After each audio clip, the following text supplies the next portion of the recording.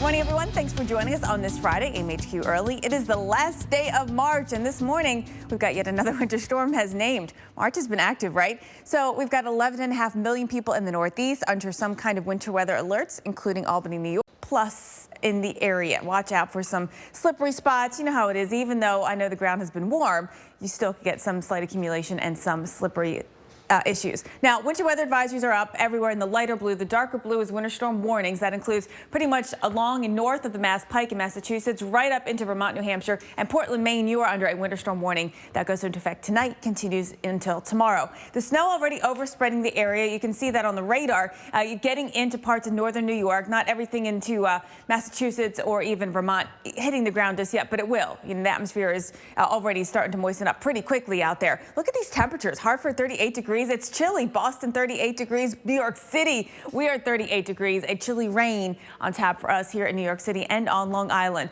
But as we take a look at the forecast for today, we're going to watch this overspread the area. So as we get through the mid-morning hours all the way through Eastern Mass, we're going to see this wintry mess come on in, and that's truly what it is going to be for you there closer to the coast, pretty much north of I-90 up into Connecticut, or up into Concord, New Hampshire, and then over to Vermont is where we'll see that snow continue to come on down. Manchester, Nashua, you guys are all in the snow mix for today, and it really could add up. I mean, we're expecting some bigger amounts to come down at once. The precip rates are going to be heavy, and that's how you get an accumulating snow in late March. When it comes down heavy, it doesn't matter how warm it was yesterday, it will cool down the atmosphere, and you will get an accumulation. Look at that, more than 1.5 feet to even 2 feet of snow, especially up in the mountains. So let's talk more as we see this next round head east. We've had thunderstorms right through the overnight from Tennessee down into Georgia. They're starting to move out. The roads are still pretty much all wet here. From there to the upstate of South Carolina, up into North Carolina, you can see the showers moving out of the Atlanta area, but the damage is done. The roads are wet to start your commute, and that could mean some slick roadways. Here we go, Raleigh, rain coming in for your commute as we speak, so roads are going to be slow going here, and there is a chance for severe weather.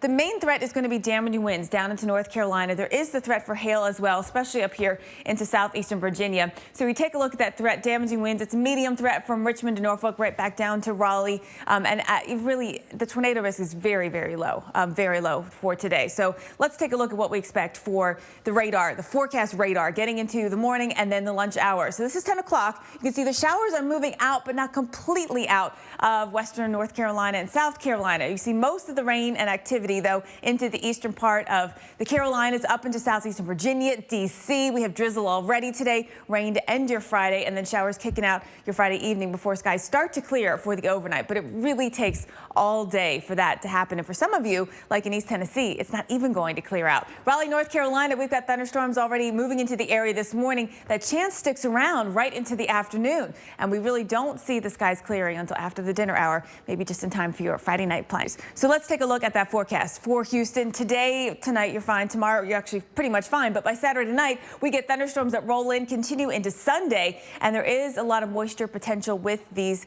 next round of thunderstorms coming on in. So here's the system. It's moving today through the Great Basin. It's going to move through the Four Corners. This weekend, it again comes out into the plains, a very similar track that we've seen with our last three weather makers, actually, right across this area. So moisture returns to the region. You're going to be watching for dry line thunderstorms, front thunderstorms within our warm sector. And as we get into next week, the pattern repeating itself with moisture coming back into the southeast and showers and storms again early part of the week, moving right through our southeastern states. So for tomorrow, we're going to watch for thunderstorms throughout the day, especially later in the day, getting in through Oklahoma and back down into central Texas, Dallas, Austin, San Antonio, all in the mix. Plan your Saturday evening accordingly. There's a chance if you have a patio seat, you're going to have to duck inside because we do have that chance of thunderstorms. All the while, we could have a snowstorm going on, definitely up in the elevations and the Rockies, but we'll have to keep an eye on Denver's forecast as well. Then looking ahead to your Saturday night, everything's starting to move east, again, slow to do so. So we'll see those thunderstorms spread just now into eastern Texas.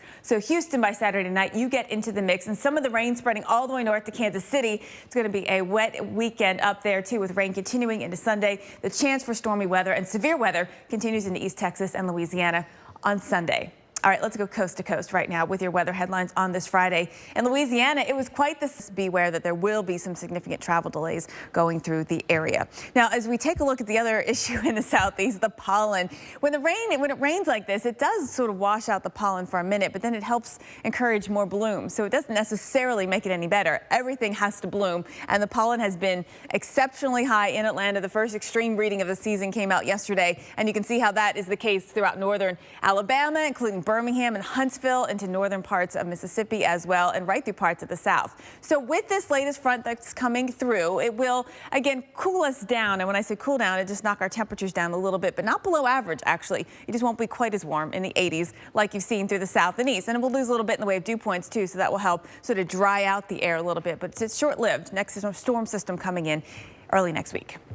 A wild Thursday of weather as storms stretch from the Pacific Northwest to the southeast. Alone after a week of storms and wind and now, of course, rain. So we'll get the snow tonight into New England, and we'll get the thunderstorms this afternoon in the mid-Atlantic, and then we will kick this thing out by later this weekend. Also, though, our next one is gearing up, ready to go. This could mean snow for Denver. I know each one, the system has come in. It's just been too warm for you, Denver. There is the chance. Our temperatures on Saturday, 42 degrees. That's what happens overnight tonight. I think that will make the difference for you there. And already our next round of active weather, they're starting. So by tomorrow night, Dallas thunderstorms back into the picture. Also Austin and San Antonio and Houston by Sunday. One spot with great weather is Phoenix, Arizona, and that's where the Final Four is being played this weekend. Enjoy your weather. Go outside in between games and enjoy the great weather.